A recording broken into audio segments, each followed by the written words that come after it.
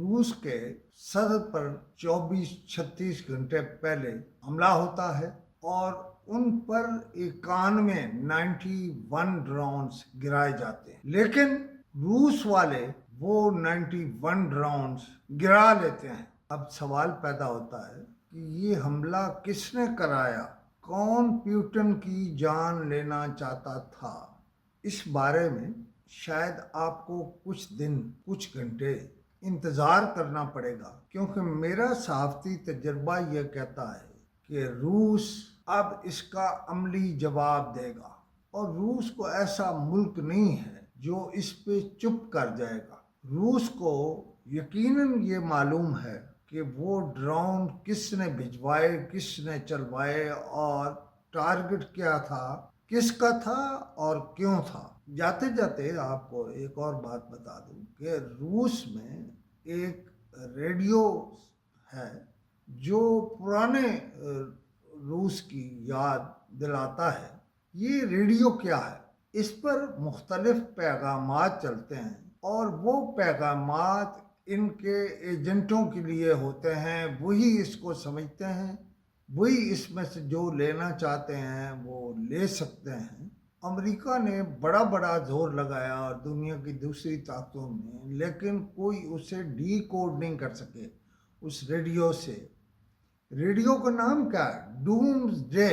ذرا اندازہ کریں کہ نام ہی کیا ہے اور یہ بتا کیا رہا ہے۔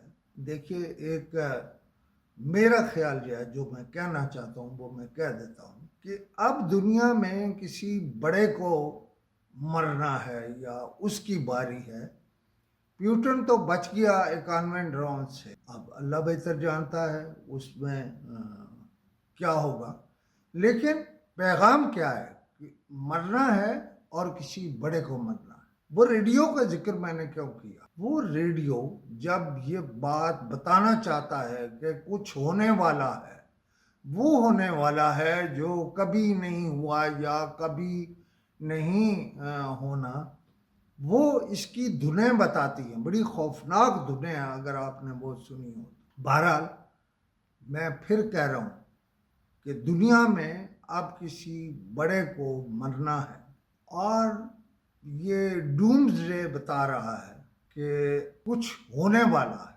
کیا ہونے والا ہے یہ آپ کو اور مجھے نہیں معلوم ہے، لیکن اس کے نتیجے میں دنیا میں بڑی تباہی آئے گی، اور وہ تباہی پوری دنیا کے لیے نقصان دہ ہوگی۔ آپ نے دیکھا کہ عرب دنیا بالکل جنگ کے کنارے پر کھڑی ہے۔